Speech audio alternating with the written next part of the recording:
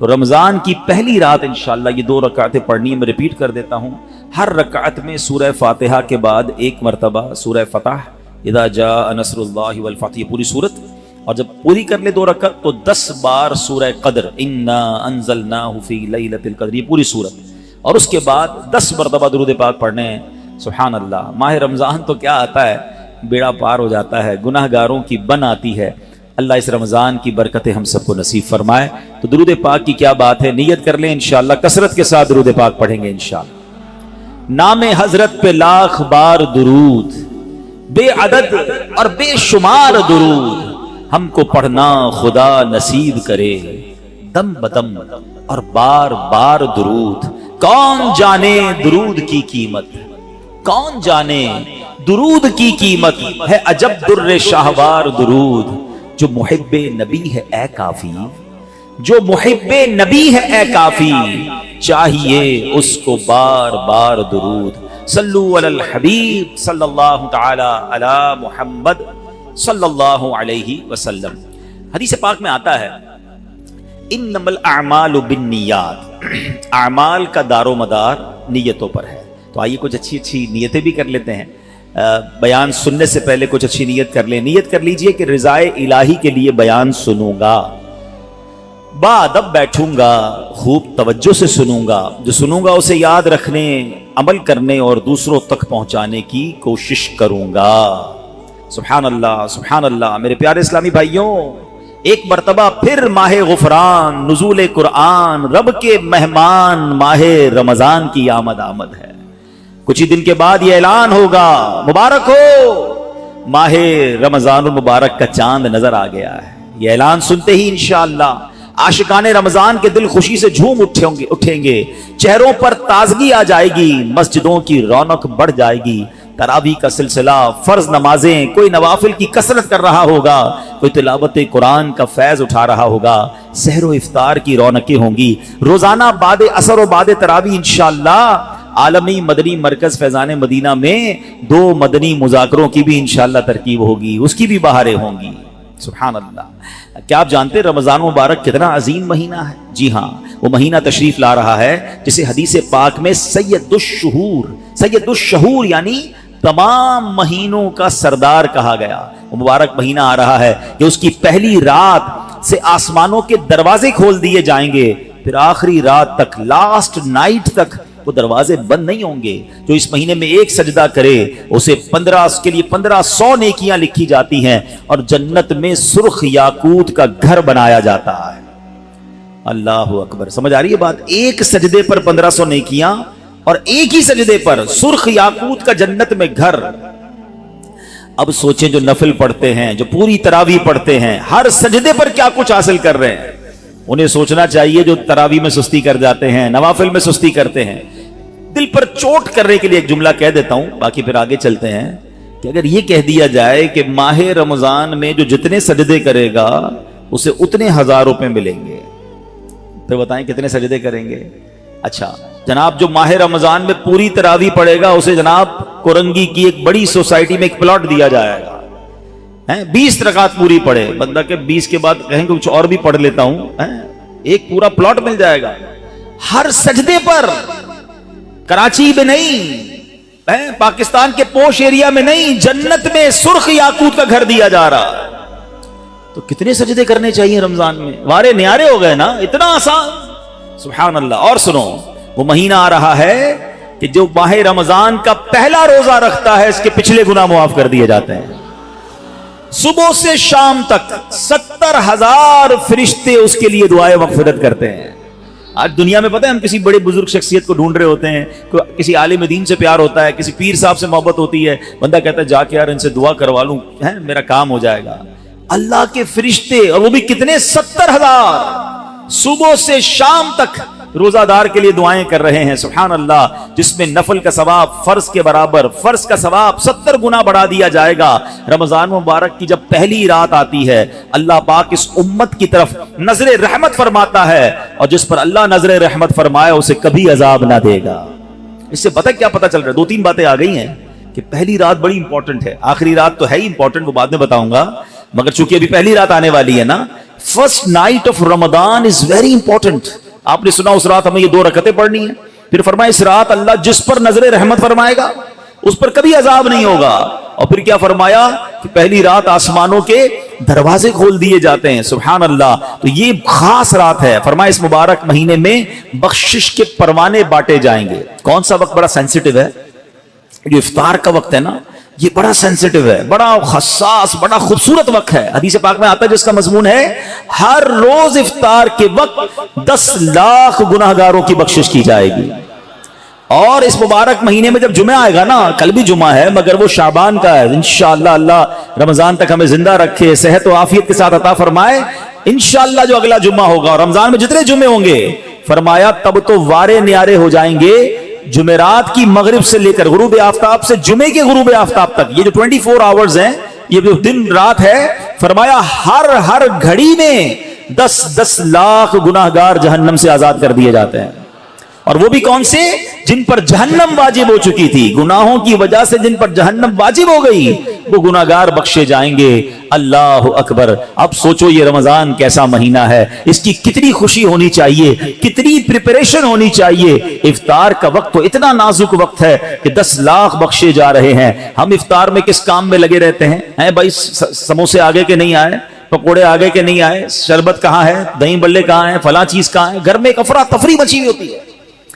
Please try to understand, ये इफ्तार का वक्त मांगने का वक्त है, गिड़गिड़ाने का वक्त है, आंसू बहाने का वक्त है कि मौला आज 10 लाख बख्शे जा रहे हैं, उन बख्शे जाने वालों में मेरा भी नाम लिख दे। काश सारे अपने घर वालों को भी कह दिया करो कि छोड़ दे किचन के काम, हम बैठ जाए, जो हो गया तैयार ठीक है, ये आखिरी 10-15 मिनट। और सुभान अल्लाह, कराची वालों को तो और फायदा ये है कि ऐन उसी वक्त आलमी मदनी मरकज में एक अजब समा होता है, एक आंसुओं की बरसात है, एक दुआओं का सिलसिला है। हमारा तो टाइम भी मैच होता है ना, पंजाब वाले या दुनिया के दूसरे मुल्कों वालों का वो इफ्तार का वक्त नहीं होता, हमारा तो एग्जैक्ट इफ्तार का वक्त वही होता है। तो क्या ही अच्छा हो कि बाप भी बैठा हो, माँ भी बैठी हो, बच्चे भी बैठे हो और हाथ उठे हुए हो, अल्लाह की बारगाह में इल्तिजाएं हो, अल्लाह हमारा घराना तेरे दरबार में हाजिर है, अल्लाह इफ्तार का वक्त है, 10 लाख बख्शे जाएंगे, इस बख्शे जाने वालों में हमारी फैमिली का, हमारे घर बार का नाम लिख दे। तो मेरे इस्लामी भाइयों, पर्दे में जो मुझे इंटरनेट पर इस्लामी बहनें सुन रही हैं, बाद में सुने, कुछ ऐसा इंतजाम घर में करें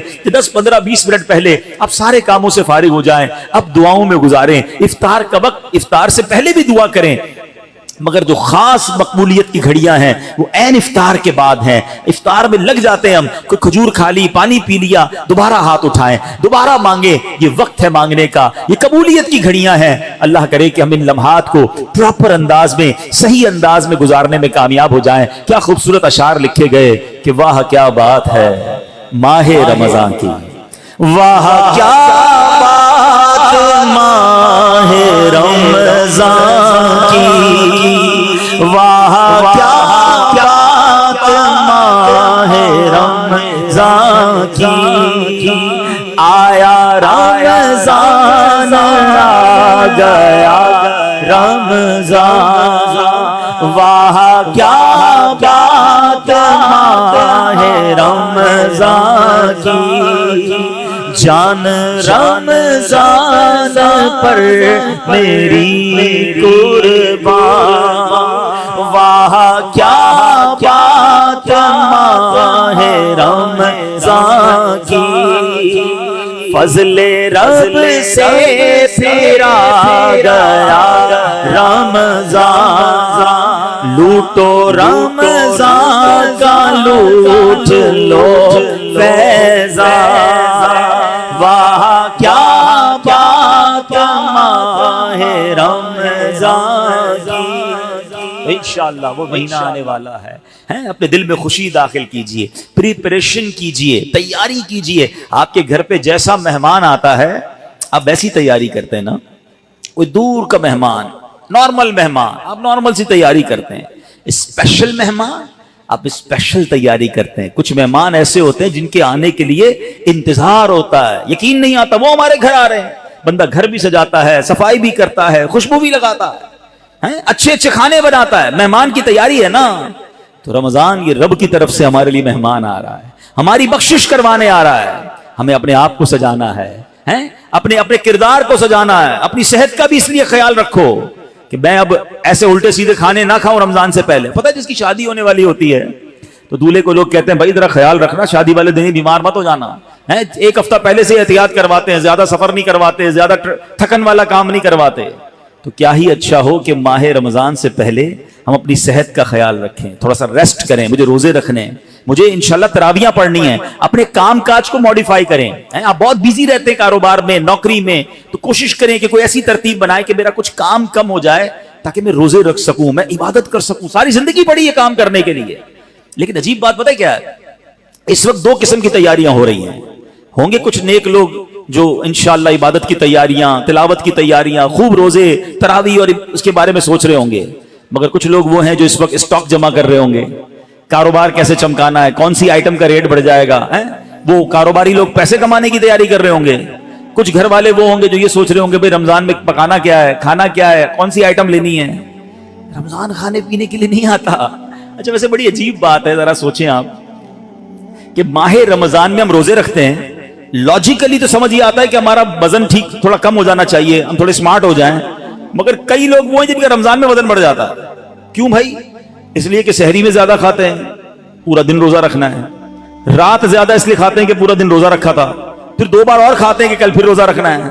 تو عام دنوں میں 2 بار کھاتے ہیں, رمضان میں 4-5 بار کھاتے ہیں. اور وہ کھاتے ہیں جو نہیں کھانا چاہیے. پورا سال جو چیز نہیں کھاتے وہ رمضان میں کھاتے ہیں, پھر موٹے ہو جاتے ہیں, طبیعت خراب ہو جاتی ہے, گلے خراب ہو جاتے ہیں. نہیں, ماہ رمضان تو کم کھانے کا مہینہ ہے, فریش ہونے کا مہینہ ہے. لیکن ہمارے یہاں تو فیسٹیول, اگر میں کہوں کسی کو کہ کسی غیر مسلم کو اگر رمضان میں دورہ کرا دیا جائے پاکستان کے مختلف شہروں کا اور کہیں بتاؤ کیا کیا آپ نے دیکھا, تو کہے گا لگتا ہے مسلمانوں کا کوئی کھانے پینے کا تہوار آ رہا ہے. کہ میں جس مٹھائی کی دکان پہ گیا وہ رش تھا, جس پکوڑے کی دکان پہ گیا وہ لائنیں لگی ہوئی تھی افطار سے پہلے, اور بورڈ لگے ہوئے تھے سحری آفر, افطار آفر. تو لگتا ہے مسلمانوں کا کوئی کھانے پینے کا سالانہ تہوار آتا ہے. کتنی عجیب بات ہے یار, جس مہینے میں پورا دن کھانے پینے سے رکنا ہے اس مہینے میں سارا دن رات کھانے پینے کی باتیں ہو رہی ہوتی ہیں. مجھے بتائیں نا, ہم دوست آپس میں ملتے ہیں کیا بات کرتے ہیں, یار سناؤ آج سحری کہاں کرنی ہے, اچھا بھائی افطار کہاں کرنا ہے, رات کدھر چلنا ہے کھانے کے لیے. ارے بھائی یہ بات کون کرے گا, تراویح کدھر پڑھنی ہے, آج تلاوت کدھر کرنی ہے, تہجد کہاں پڑھنی ہے, علم دین کی محفل کدھر سجی ہوئی ہے, ذکر و اذکار میں آج بیٹھ کے کدھر کرنا ہے, آج مل کے اللہ کی بارگاہ میں گر گڑا کر دعائیں کہاں کرنی, یہ گفتگو کیوں نہیں ہوتی. ماہ رمضان تو نیکیوں کا اجر بنا دیا گیا, مگر دماغ میں ایک ہی بات گھوم رہی ہوتی ہے, یا دوسری آج کل کھیل کود شروع ہو گیا رمضان میں. ایسا نہ کریں. ماہ رمضان کے کیسے کیسے فضائل ہیں ذرا سنیے گا. معراج شریف کی روایات میں ہے, معراج کے دولہ مکی مدنی مصطفیٰ صلی اللہ تعالی علیہ وسلم نے سدرۃ المنتہا کے قریب ایک فرشتہ دیکھا. آپ فرماتے لم ار مثلہ, لم ارا مثلہ, یعنی ایسا نرالا فرشتہ میں نے کبھی نہیں دیکھا. نبی پاک فرما رہے ہیں. تو آپ فرماتے ہیں کہ میں نے ایسا نرالا فرشتہ تو کبھی نہیں دیکھا تھا. یہ جب تسبیح کرتا تھا تو اس کی ایسی خوبصورت آواز تھی کہ اس آواز سے عرش بھی جھوم اٹھتا تھا. میں نے جبرائیل سے پوچھا ایو خلقی ھذا, اے جبرائیل یہ کون سی مخلوق ہے. عرض کی حضور یہ ایک فرشتہ ہے جو حضرت آدم علیہ السلام سے 2000 سال پہلے پیدا کیا گیا تھا. میں نے پوچھا اس سے پہلے یہ کہاں تھا. عرض کیا اللہ پاک نے عرش کے نیچے جنت میں ایک جگہ بنائی ہے, یہ وہیں ہوتا ہے. حضور آج آپ کے دیدار کے لیے حاضر ہوا ہے. کیا شان ہے میرے آقا کی, ہر کوئی فدا ہے بن دیکھے, دیدار کا عالم کیا ہوگا. ارے فرشتہ بھی میرے آقا کے دیدار کا تمنائی ہے. جبریل امین کہتے حضور آج آپ کے دیدار کے لیے حاضر ہوا ہے. مکی مدنی سلطان صلی اللہ تعالی علیہ وسلم فرماتے ہیں کہ اب نبی پاک علیہ الصلوۃ والسلام نے اس فرشتے سے ایک بڑا کمال کا سوال کیا. ذرا سنیے گا, آپ کا ایمان تازہ ہو جائے گا. پیارے آقا علیہ الصلوۃ والسلام نے اس فرشتے کو سلام کیا تو وہ تسبیح میں مصروف تھا, اللہ پاک کی تسبیح میں مصروف تھا, اسے سلام سنائی نہ دیا. اب جبریل امین نے اسے کہا ھذا محمد صلی اللہ علیہ وسلم, یہ محبوب خدا جناب رسول اللہ صلی اللہ علیہ وسلم ہے. جب اس نے سنا تو خوشی سے اپنے 2 سبز پر پھیلائے. یہ اتنے بڑے پر تھے جنہوں نے آسمانوں اور زمین کو گھیر لیا. اب اس نے مجھے نبی پاک فرماتے ہیں مجھ سے گلے ملنے کی سعادت حاصل کی, ادب سے بوسہ بھی دیا. پھر عرض کی یا رسول اللہ صلی اللہ تعالی علیہ وسلم آپ کے لیے گڈ نیوز ہے, آپ کے لیے خوشخبری ہے کہ اللہ پاک نے آپ ماہ رمضان کے صدقے آپ کی امت کی بخشش فرما دی ہے. اس فرشتے نے نبی پاک کو خوشخبری عرض کی کہ حضور آپ کی امت کو اللہ نے ماہ رمضان کے صدقے بخش دیا ہے. سبحان اللہ. نبی ہاشمی صلی اللہ علیہ وسلم مزید فرماتے ہیں اس فرشتے کے سامنے 2 صندوق رکھے ہوئے تھے جن پر ہزاروں تالے لگائے ہوئے تھے. میں نے پوچھا ان صندوقوں میں کیا ہے؟ اس فرشتے نے عرض کی ان صندوقوں میں آپ کی امت کے روزہ داروں کے لیے جہنم سے آزادی کے پروانے ہیں. آئے ہائے، ہماری آمد ہماری مغفرت کا انتظام پہلے ہی رب نے فرما دیا ہے. کاش ہم ماہ رمضان کے قدردار بن جائیں. اے گناہگاروں تمہاری سمجھ لو بات بن آئی ہے. عاصیوں کی مغفرت کا لے کر آیا ہے پیام. جھوم جاؤ مجرموں رمضان ماہ غفران ہے. بھائیوں بہنوں کرو سب نیکیوں پر نیکیاں. پڑ گئے دوزخ پہ تالے قید میں شیطان ہے. اللہ اکبر. تو اے میرے پیارے اسلامی بھائیوں یہ اس قدر مبارک مہینہ ہے کہ اللہ کریم اس مہینے میں رحمتوں اور برکتوں کے دروازے کھول دیتا ہے. اس مہینے میں مغفرتوں کے انتظام ہو گئے ہیں. اللہ کرے کہ ہم ماہ رمضان کی قدر کرنے والے بن جائیں. رب عز و جل قرآن مجید میں اس ماہ مبارک کے بارے میں فرماتا ہے.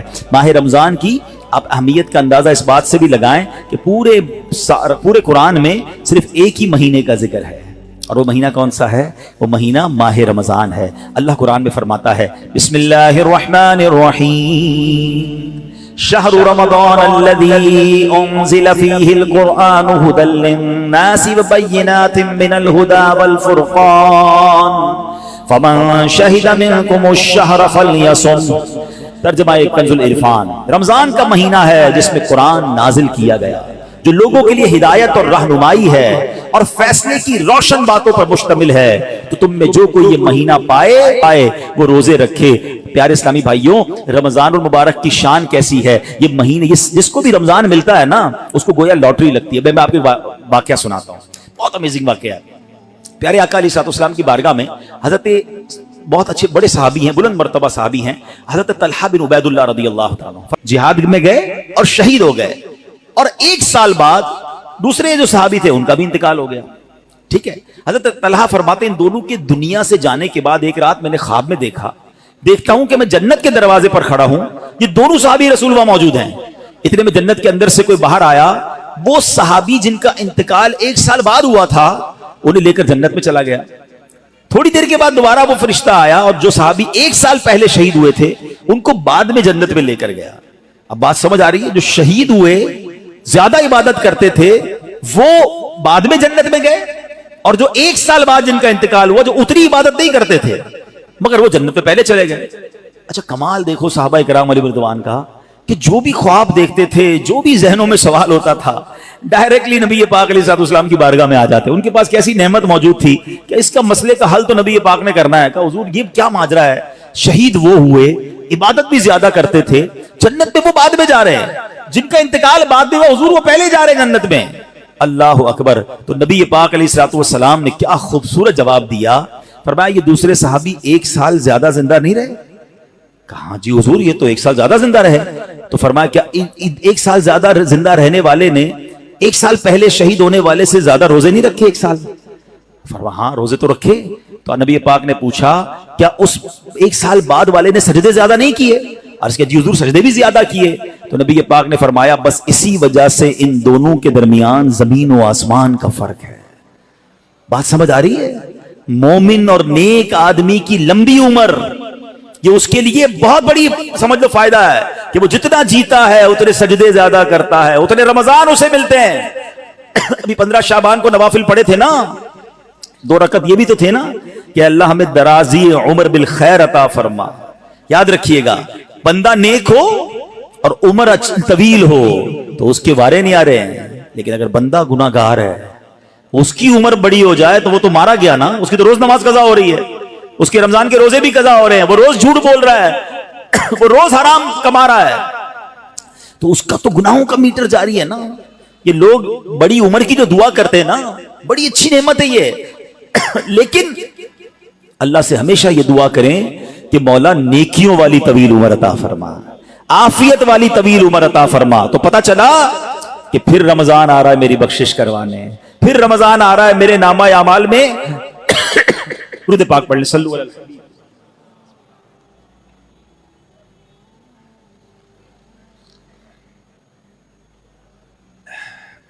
تو پتہ چلا کہ ماہ رمضان یہ ہمارے لیے بہت بڑا احسان ہے.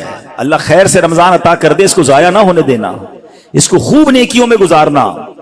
پچھلے گناہوں کی معافی کا ایک اور چانس دیا جا رہا ہے, مغفرت کا گویا ایک اور موقع آنے والا ہے. اللہ کرے کہ ہم اس کی قدر کرنے میں کامیاب ہو جائیں. یا خدا ہم عاصیوں پر یہ بڑا احسان ہے, یا خدا ہم عاصیوں پر یہ بڑا احسان ہے, زندگی میں پھر عطا ہم کو کیا رمضان ہے. یا الہی تو مدینے میں کبھی رمضان دکھا, یا الہی تو مدینے میں کبھی رمضان دکھا, مدتوں سے دل میں یہ عطار کے ارمان ہے.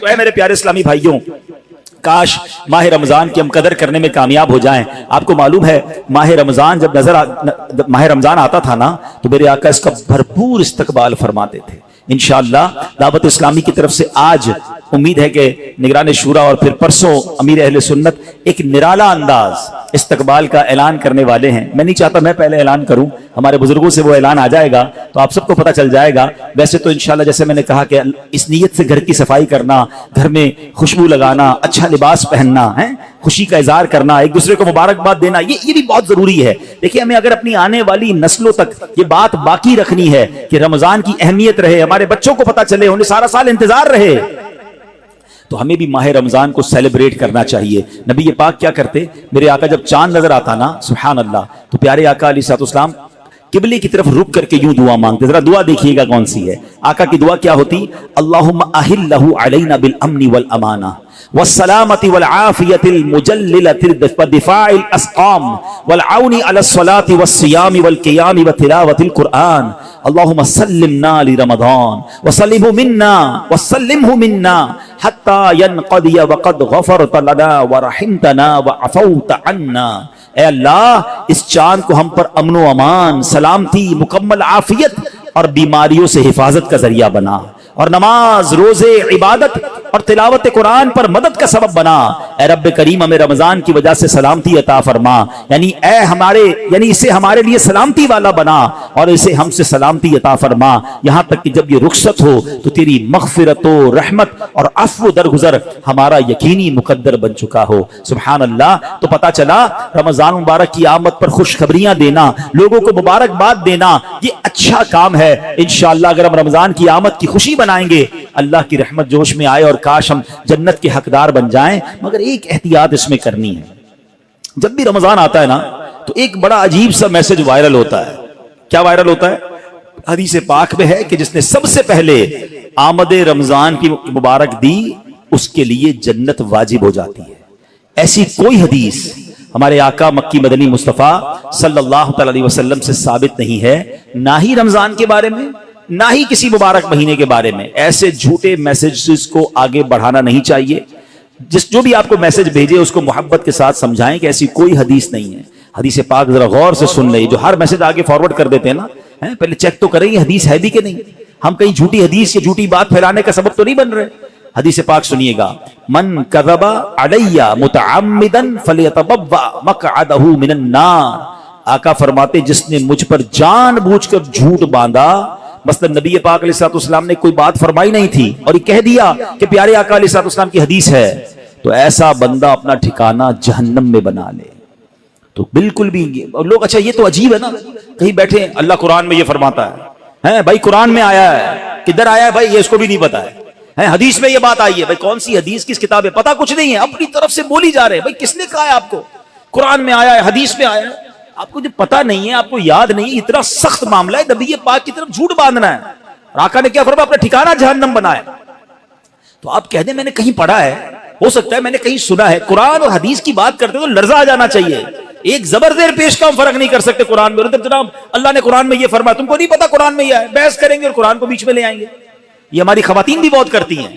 تو مہربانی کر کے اسے توبہ کریں, اور ان معاملات میں جب تک آپ کے سامنے, آپ دیکھیں آج کروڑوں لوگوں کی تقدیریں بدلنے والے, لاکھوں ہزاروں حافظ اور عالم بنانے والی شخصیت امیر اہل سنت, نہ جانے کتنی ہزاروں ان کو حدیثیں یاد ہوں گی, کتنی روایتیں اور آیتیں یاد ہیں. مگر آج بھی آپ مدنی مذاکرے میں دیکھیں یہ کیوں, یہ ہماری تربیت کے لیے کہ وہ پہلے قرآن کی کوئی آیت پڑھنی ہے تو لکھا ہوا سامنے لاتے ہیں, حدیث پڑھنی تو پورا پڑھ کے سناتے, تاکہ ایگزیکٹلی وہی لفظ لوگوں کے سامنے جائے جو نبی پاک کے مبارک دہن مبارک سے نکلا ہے.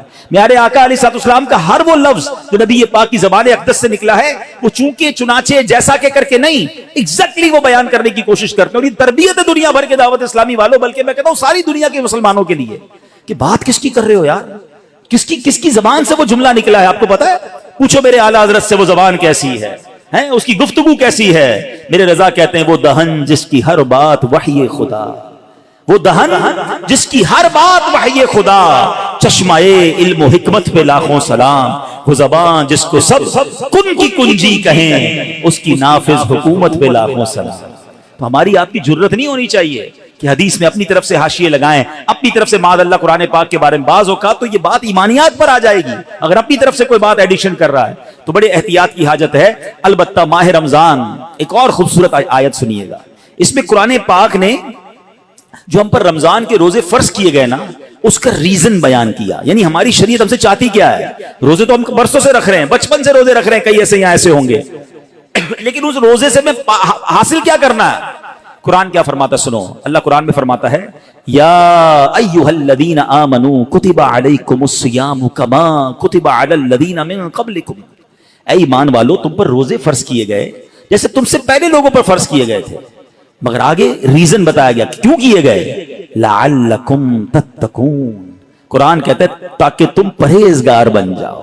آج سمجھ لیں، میں اس موضوع کو تھوڑا اور مزید ڈیفائن کروں گا کہ روزے فرض ہونے کی وجہ قرآن نے کیا بیان کی؟ لعلکم تتقون، تاکہ تم پرہیزگاری اختیار کرو، تم پرہیزگار بن جاؤ. اس آیت کریمہ میں جو روزے کی اعلیٰ ترین حکمت اور بہت بڑا فائدہ بیان کیا گیا، ایکچولی اس میں چھپا ہوا ہے لعلکم تتقون، تاکہ تم پرہیزگار بن جاؤ. اے میرے پیارے اسلامی بھائیوں، پتا چلا کہ مبارک مہینہ ہے جس میں ہمیں تقوی حاصل کرنا ہے. آپ نے علماء کرام کا بیان سنا ہوگا. وہ بعض علماء کہتے ہیں الحمدللہ رب العالمین والعاقبۃ للمتقین. اس کا معنی پتہ ہے؟ اے ہائے، یقین کریں کبھی کبھی خطبہ ہی ہلا دیتا ہے. یہ جملہ اگر سمجھ آ جائے نا کہ تمام تعریفیں اس رب کے لیے ہیں جو عالمین کا رب ہے، والعاقبۃ للمتقین، جو آخرت ہے نا، جو بعد والی زندگی ہے وہ ہے ہی متقین کے لیے. تو ہم کدھر جائیں گے اگر ہم متقین نہیں ہیں، متقیوں میں نہیں ہیں، تو پھر ہمارا کیا بنے گا؟ اب ذرا غور کیجئے، تقوی یہ بڑی کمال کی نعمت ہے، آسان نہیں ہے، مگر سبحان اللہ رمضان کا روزہ جو ہے وہ ہمیں متقی بنانے آیا ہے. قرآن کہتا بھی یہی ہے لعلکم تتقون، تاکہ تم پرہیزگار بن جاؤ، متقی بن جاؤ. سبحان اللہ، تقوی کتنی بڑی دولت ہے. حضرت ابو سعید خدری رضی اللہ تعالیٰ عنہ سے روایت ہے، رسول اکرم نور مجسم شفیع معظم صلی اللہ علیہ وسلم نے ایک صحابی کو نصیحت کرتے ہوئے فرمایا علیک بتقوی اللہ فانہ جماع کل خیر. تم پر تقوی لازم ہے کہ بے شک تقوی تمام بھلائیوں کا مجموعہ ہے. تمام بھلائیوں کا کمبینیشن کیا ہے؟ وہ تقوی ہے. حجت الاسلام امام محمد غزالی فرماتے ہیں اے عزیز، تجھے جاننا چاہیے کہ تقوی ایک نایاب خزانہ ہے. اگر تم اس خزانے کو حاصل کرنے میں کامیاب ہو گئے تو تم بہت بڑی کامیابی حاصل کر لو گے. یوں سمجھو کہ دنیا اور آخرت کی تمام بھلائیاں تقوی میں جمع کر دی گئی ہیں. اور وہ تقوی کیسے ملے گا؟ وہ روزے سے ملتا ہے. اگر بندہ صحیح معنوں میں روزہ رکھ لے تو انشاءاللہ وہ تقوی اختیار کر لے گا. تو اے میرے پیارے اسلامی بھائیوں، اب ذرا غور کیجئے. ایکچولی رمضان کو نئی زندگی پانے کا مہینہ قرار دیا گیا، نشاط ثانیہ. یہ بڑی کمال کی بات سنیے گا. شاید آپ کو حیرانی ہوگی کہ صوفیہ کرام کے مطابق انسان 2 مرتبہ پیدا ہوتا ہے. ہر انسان، صوفیہ کرام کہتے ہیں 2 مرتبہ پیدا ہوتا ہے. پہلی ولادت تو وہ مشہور ہے جب ہم دنیا میں آئے، کوئی 30 سال پہلے آیا، کوئی 40 سال، ڈیٹ آف برتھ ڈے بناتے نا، وہ تو پہلی ولادت ہے. فرمایا دوسری ولادت وہ ہوتی ہے کہ جب بندہ دل کی پاکیزگی حاصل کر لیتا ہے، جب بندہ باطنی بیماریوں سے، حرص، لالچ، ہوس، دنیا کی محبت، تکبر، خود پسندی سے اپنے آپ کو پاک کر لیتا ہے. یہ اس کی دوسری ولادت ہوتی ہے. یعنی زندگی میں ایک موقع ملتا ہے بدلنے کا، ٹرن اراؤنڈ ہونے کا، اپنے آپ کو سدھارنے کا، سچی توبہ کرنے کا. ایک بار پھر رمضان آ رہا ہے، آؤ دوبارہ جی لیتے ہیں، آؤ دوبارہ بدل جاتے ہیں، آؤ اپنے رب سے دوستی کر لیتے ہیں. جو زندگی گزری ہمیں سب کو معلوم ہے کیسی گزری، کیوں نہ یہ رمضان نشاط ثانیہ کا اپنے آپ کو بدلنے کا مہینہ بنا دیں. اللہ نے پھر موقع دے دیا ہے. اے میرے پیارے اسلامی بھائیو، اس بات کو اس طرح سمجھیے، ایک بزرگ بڑی عمر کے تھے، ان کی عمر 60 یا 70 سال تھی، بال بھی سفید تھے. کسی نے کہا حضور آپ کی عمر کتنی ہے؟ کہتے 4 سال. حضور کیوں مذاق کر رہے ہیں, اتنی بڑی عمر ہے آپ کے, تو اپنے پوتے پوتیاں ہوں گی, آپ کہہ رہے ہیں 4 سال عمر ہے. کہتے ہیں بات یہ ہے کہ عمر تو بہت زیادہ ہے, بس توبہ کیے ہوئے 4 سال ہی ہوئے ہیں, اللہ سے دوستی کیے ہوئے 4 ہی سال ہوئے ہیں, باقی زندگی تو کھیلوں میں گناہوں میں گزار دی ہے. اب آپ سنبھالیں تو کام اپنے سنور جائے, ہم نے تو کمائی سب کھیلوں میں گوائی ہے, پتہ نہیں ہم کب بدلیں گے, کب وہ زندگی پھر حاصل کریں گے, ورنہ زندگی کیسے گزر رہی ہے. ہم میں سے بہت سارے اچھی طرح جانتے ہیں کہ صبح ہوتی ہے, شام ہوتی ہے, زندگی یوں ہی تمام ہوتی ہے. کبھی کبھی تو ڈر لگتا ہے یار کہ زندگی بڑھ رہی ہے, ہمارے گناہ بڑھ رہے ہیں, نیکیاں بڑھ رہی ہیں. کبھی سوچے تو صحیح, کوئی بیلنس شیٹ تو بناؤ کہ ہر گزرنے والا دن ہم اپنی موت کے قریب ہو رہے ہیں. یہ جو برتھ ڈے پر خوشی بناتے ہیں ان کو سوچنا چاہیے.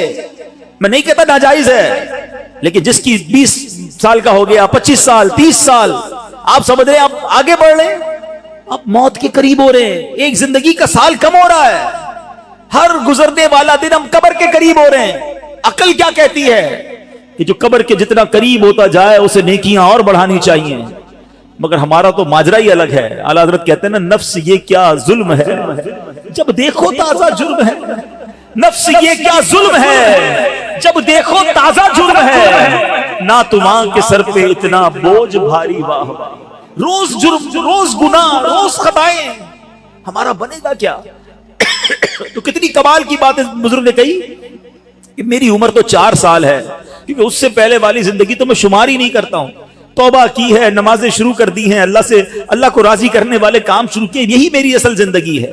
تو اے میرے پیارے اسلامی بھائیوں, کاش ہمیں یہ بات سمجھ آ جائے اور ہم توبہ کرنے والے بن جائیں. اللہ پاک کے نبی حضرت عیسیٰ علیہ نبینا علیہ السلام کا فرمان ہے, لن یلج ملکوت السماوات من لم یولد مرتین, یعنی جو بندہ 2 مرتبہ پیدا نہیں ہوتا وہ آسمانی بادشاہت میں داخل نہیں ہو سکتا.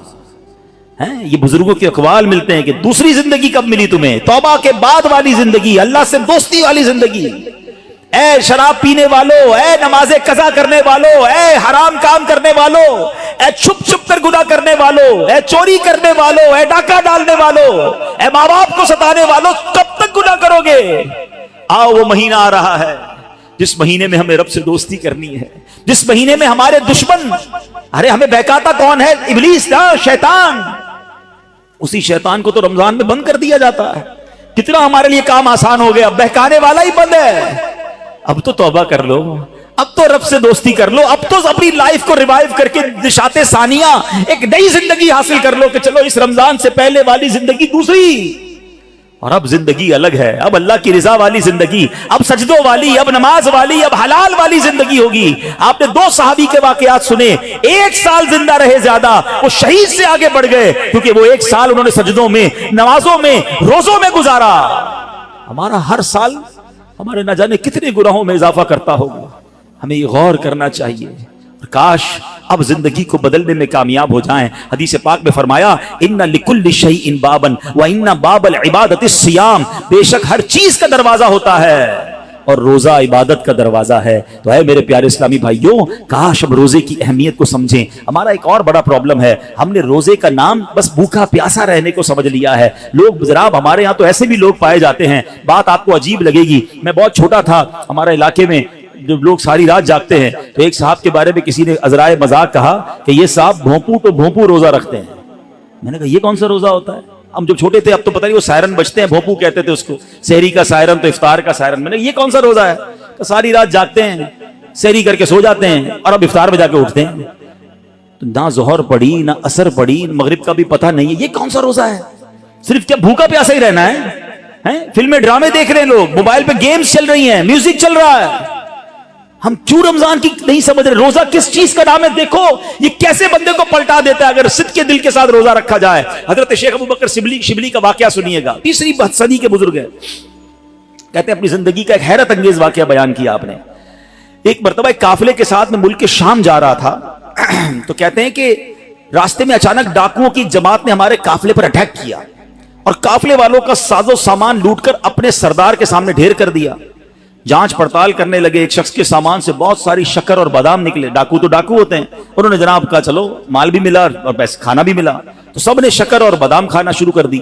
مگر میں نے دیکھا کہ ڈاکوؤں کا سردار کھا نہیں رہا کچھ. تو شیخ ابو بکر شبلی کہتے ہیں بھائی تم کیوں نہیں کھا رہے, لوٹ تو لیا ہے, سب کھا رہے, تم خاموش ہو. تو کہتا ہے میرا روزہ ہے. شیخ ابو بکر شبلی کہتے ہیں کہ ایک طرف تو لوگوں کا مال لوٹ رہے ہو, لوگوں سے پیسے لوٹ رہے ہو, اور تم روزہ بھی رکھے ہوئے ہو, یہ کیا بات ہوئی؟ تو کیا کہتے ہیں وہ ڈاکوؤں کا سردار کہتا ہے کہ اللہ پاک سے صلح کے لیے کوئی راہ بھی تو باقی رکھنی چاہیے نا. مجھے پتا ہے میں غلط کر رہا ہوں, مگر رب کو راضی کرنے کے لیے کوئی راستہ تو باقی رکھوں نا. اللہ اکبر. وہ کہتے ہیں مجھے تو, شیخ ابو بکر شبلی کہتے ہیں میں تو بات بھول گیا, مگر کچھ عرصے کے بعد میں نے مکہ مکرمہ میں اسی ڈاکوؤں کے سردار کو دیکھا. اس کے چہرے پر عبادت کا نور تھا, مجاہدات کی وجہ سے اس کا جسم کمزور پڑ چکا تھا, وہ احرام باندھے طواف کعبہ میں مصروف تھا. اسی حالت میں دیکھ کر مجھے ایک بار پھر حیرت ہوئی. میں نے ان سے پوچھا تم وہی نہیں جو ڈاکوؤں کے سردار تھے؟ کہتے ہاں بات یہ ہے کہ میں وہی ہوں, اور سنیے اسی روزے نے میری اللہ پاک سے صلح کروا دی ہے. یہ روزہ عبادت کا دروازہ ہے, اس کی اہمیت کو سمجھنا ہے. روزہ رکھ کر دے لوگ گناہ کر رہے ہیں, رمضان کی راتوں میں جو گناہ کر رہے ہیں, خدا نہ ایسا نہ کریں. اور آئیے گناہوں بھری زندگی سے ہمیں اپنے آپ کو بدلنا ہے. صحابی رسول حضرت جابر بن عبداللہ کا کمال کا فرمان ہے. میں نے خود زندگی میں پہلی بار یہ جو جملہ پڑھا, لیکن کیا کمال کی بات آپ فرماتے ہیں. آپ فرماتے لا تجعل یوم صومک و یوم فطرک سواء. فرماتے تمہارے روزے کا دن اور بغیر روزے کا دن, ان دونوں کو ایک جیسا مت رکھو. بات بڑی پتے کی ہے. تم بغیر روزے کے جیسے ہوتے ہو, روزے میں بھی ویسے ہی ہو.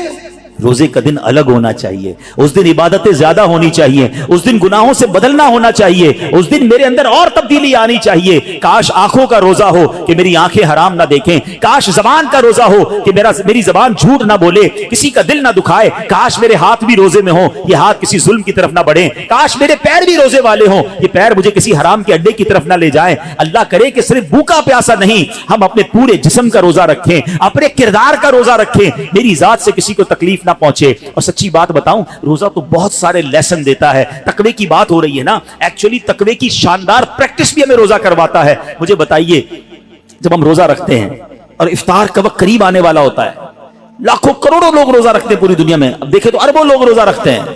کوئی ایک اسلامی بھائی, بچہ بچی مجھے بتا دیں, اسلامی بھائی اسلامی بہن, کہ جو روزے سے پہلے چپکے سے گھر میں جائے, کوئی دیکھنے والا نہ ہو اور کچھ کھانا پینا کھا لے.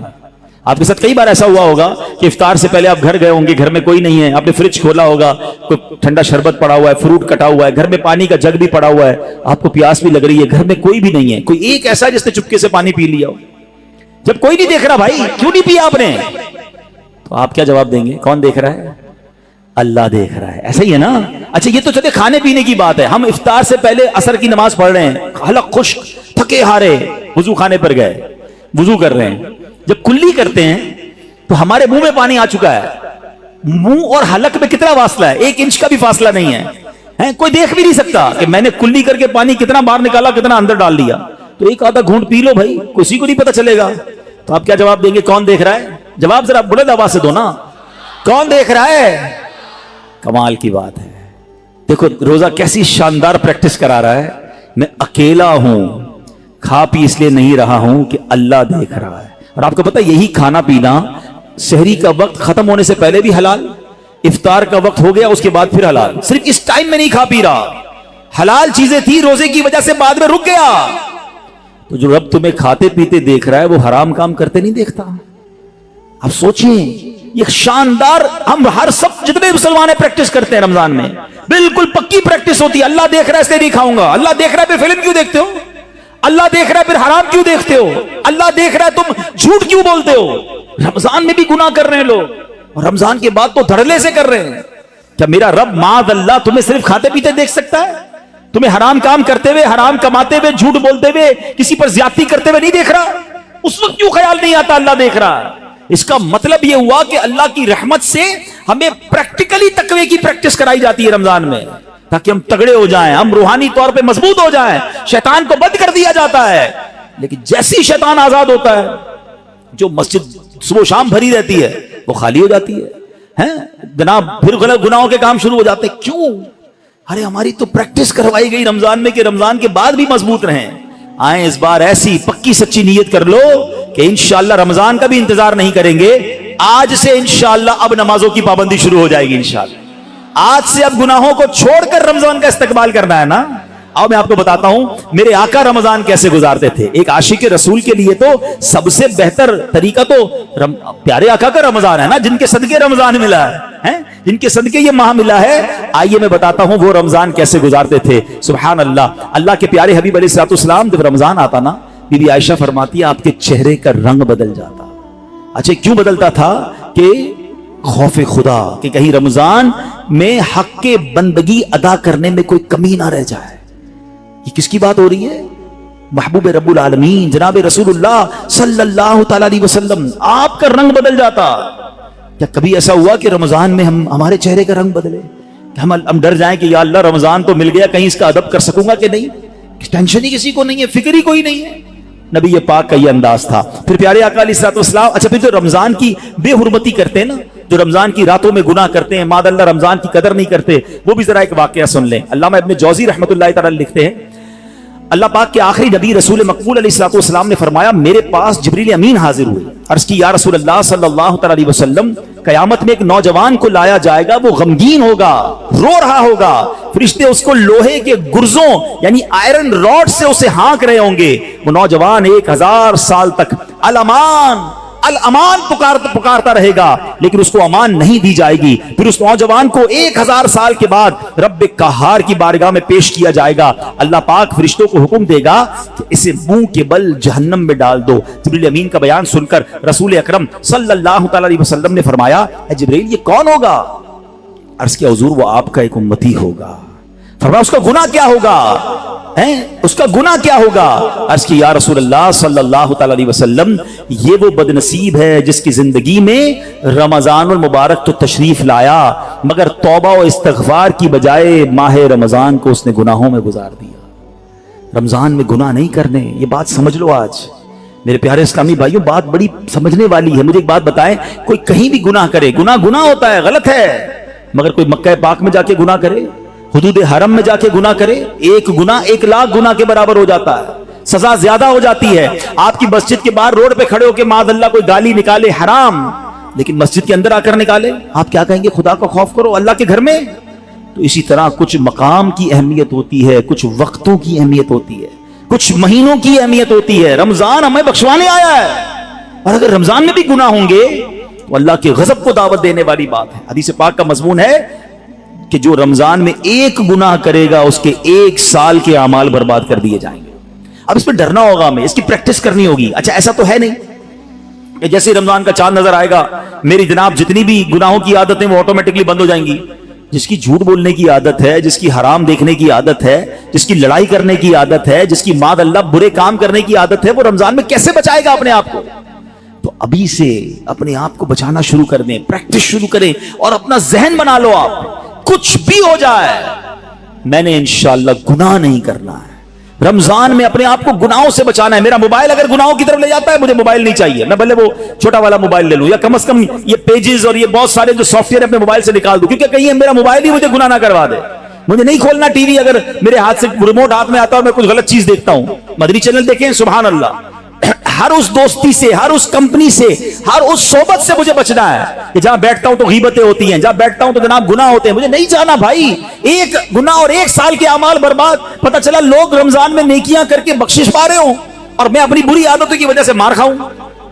یہ بہت سخت عذاب ہے. دیکھیں آپ نے سنا نا کہ 1000 سال تک وہ الامان پکارتا رہے گا, مگر اس کی پکار نہیں سنی جائے گی. ایک اور واقعہ آپ نے سنا ہوگا, امیر اہل سنت نے فیضان رمضان میں لکھا کہ مولا علی شیر خدا کرم اللہ تعالی وجہ الکریم نے ایک مردے کے حالات دیکھے, اسے آگ میں جلایا جا رہا تھا, وہ پکارنے لگا اے علی مجھے بچائیے, میری سفارش کیجئے. مولا علی شیر خدا ہیں, اللہ کی بارگاہ میں عرض کرتے ہیں مولا اس کو بخش دے. ارشاد ہوتا ہے اے علی تو آپ اس کی سفارش نہ کریں. کہ یا اللہ کیا وجہ ہے؟ کہ یہ وہ شخص ہے جو رمضان میں روزے تو رکھتا تھا مگر رمضان کی رات گناہوں سے باز نہیں آتا تھا. مولا علی کو سفارش سے روک دیا گیا. بہرحال آپ سوچیں, یہ تو روزے رکھ کر گناہ کرنے والے کا حال ہے, جو روزہ ہی نہیں رکھتا اس کا کیا ہوگا؟ تو خدا را یہ مہینے میں قدر کرنی ہے. یہ مہینہ میری اور آپ کی بخشش کے لیے آیا ہے, یہ ہمارے اعمال نامے کو بہت زیادہ انشاءاللہ امپروو کرنے کے لیے آیا ہے. اللہ کرے کہ ہم اس مہینے کے بارے میں سوچیں. ایک اور انداز میرے آقا کا کیا تھا, یہ بھی عائشہ صدیقہ رضی اللہ تعالیٰ عنہا فرماتی ہیں جب رمضان کا مہینہ تشریف لاتا تو پیارے آقا علیہ الصلوۃ والسلام عبادت پر کمر باندھ لیا کرتے. नबी पाक इबादत तो वैसे भी बड़ी फरमाया करते थे, मगर रमजान में स्पेशल मेरे आका अलैहिस्सलाम और ज्यादा इबादत करते, नवाफिल बढ़ा देते, जिक्र अस्कार बढ़ा देते, दुआएं बढ़ा देते। तो हमें भी रमजान में प्लान करना है कि मैंने इंशाल्लाह तिलावत कुरान करनी है, मैंने रमजान में इतने नवाफिल पढ़ने हैं, मैंने इंशाल्लाह इतने दुरूद पढ़ने हैं, मैंने आप फजूल कामों से बचने लग जाएं, आपकी वैसे ही टाइम में बड़ी बरकत हो जानी है। अच्छा, रमजान मुबारक में प्यारे आका का एक और अंदाज, नबी पाक रमजान में 20 रकात तरावी पढ़ते थे। याद रहे, कुछ लोग 20 रकत में डंडी मार रहे होते हैं, वितर भी अदा फरमाते, 20 रकत पूरी अदा फरमाते। प्यारे आका ने 20 रकत तरावी, नबी पाक ने नमाज तरावी बा जमात पाबंदी से अदा ना फरमाई, सिर्फ 2 दिन अदा की और फिर सुभान अल्लाह हम पर कितनी बड़ी मेहरबानी की। आप फरमाते कि अगर इस पर पाबंदी की गई तो फर्ज हो जाने का अंदेशा है, मेरी उम्मत के लिए दुश्वार हो जाती, इसलिए आपने जमात की पाबंदी ना फरमाई, अलबत्ता 20 रकतें नबी पाक ने पढ़ी। और फिर आपके बाद हजरत उमर रदी अल्लाह तआला अन्हु ने बाकायदा 20 रकात नमाज तरावी की जमात का एहतमाम किया। तो आज पूरी दुनिया में मुसलमान तरावी पढ़ते हैं, मगर वो लोग एक नया ट्रेंड चला है, 3 रोजा तरावी, 5 रोजा तरावी, 7 रोजा तरावी। गलत नहीं है ये, मगर इसमें एक एहतियात ये करनी है कि जो भी लोग ये इंतजाम करते हैं वो हाफिज साहब से भी कह दें, और हाफिज साहब से भी मेरी गुजारिश है कि प्रॉपर कुरान पढ़ें। हम कुरान सुनने के लिए जमा होते हैं, कोई अवार्ड नहीं चाहिए। इतना आप माशाल्लाह 10 पारे भी, 4 पारे भी पढ़ रहे हैं और 10 बजे फारिग भी कर रहे हैं, बड़े स्पीड में पढ़ते हैं। वो स्पीड में पढ़ रहे हैं, कुरान पढ़ने का सवाब मिल भी रहा है कि नहीं? ठीक है ना, कुछ समझ ही नहीं आ रहा तिलावत क्या हो रही है। तो ये कोई रेस नहीं लगी हुई, अल्लाह का कलाम है, इसके आदाब हैं, इसके जनाब को तरीकेकार है, इसके प्रोनाउंसिएशंस हैं। बाज़ औक़ात मखारिज की गलती और सही तरीके से ना पढ़ना सवाब की बजाय गुनाह होता है। तो पढ़ने वाले भी एहतियात करें और ऐसी जगह ही जाकर पढ़ें कि जहां सही मानों में सही तलफ़्फ़ुज़ के साथ तिलावत होती हो। लेकिन अगर कोई 3 रोजा, 5 रोजा, 7 रोजा तरावी पढ़ता है, ठीक है, अगर सही तिलावत हुई और आपकी नमाज हो गई, ओके, आशिकाने रसूल के साथ आपने पढ़ी, माशाअल्लाह। लेकिन इसका मतलब ये नहीं कि आपने 3 रोजा खत्म कुरान कर लिया, 5 रोजा खत्म कुरान कर लिया, पूरा महीना छुट्टी हो गई।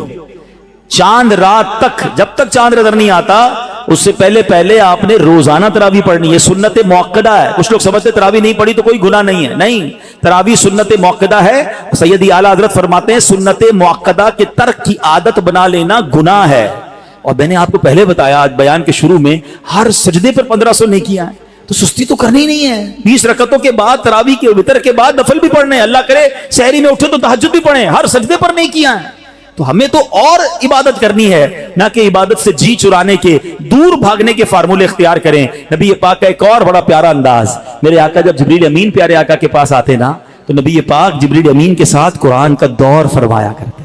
हाय हाय हाय, हम में से बहुत सारे वो लोग जो तिलावत करते हैं, अच्छी बात है, मगर ये दौर वाली सुन्नत भी अमल होनी चाहिए है। 2 दोस्त बैठ जाएं, मैं पहले आपको कुरान सुनाता हूं, फिर आप सुनाएं, अल्लाह करे जबानी याद हो तो जबानी सुनाएं, वरना पढ़ के सुना दे। घर में मियां बीवी कर सकते हैं, बाप बेटा कर सकते हैं, भाई बहन, पर्दे के जो भी मामलात फैमिली के वो देखकर अगर घर में भी अपने साथ बैठकर दौर करें और याद करें, वो कैसा मंजर होगा जब जिब्रील अमीन और नबी पाक कुरान का दौर फरमाया करते। और एक खास काम नबी पाक का ये होता कि रमजान में, वैसे तो मेरे आका से बढ़कर सखी कौन है, मगर रमजान में मेरे आका खूब सखावत फरमाते, हर आने वाले को अता फरमाते। रावी लिखते हैं ऐसी सखावत होती कि जैसे तेज आंधी चलती है, उससे ज्यादा नबी पाक की सखावत जो है वो जारी रहती। तो हमें भी चाहिए कि माह रमजान में हम सखावत करें, अपने दस्तरखान को भी वसी करें, और लोगों तक भी जनाब जो मुसलमान परेशान हैं उन तक जनाब आप मदद पहुंचाएं, यहां जिससे जितना बन सके। एक बात याद रखिएगा, जब भी बात सखावत की आती है ना, तो जहनों में ये बात आती है कि जनाब ये तो अमीरों का काम है।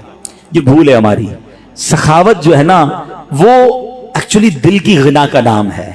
कोई बेशक 1 रुपया दे, अल्लाह की राह में इखलास के साथ दे, अपनी हैसियत के मुताबिक दे रहा है, हो सकता है उसके 1 रुपया किसी के लाख रुपए से बढ़ जाए। हदीस पाक में भी है, एक हदीस पाक का मजमून है कि 1 लाख से बढ़ गया।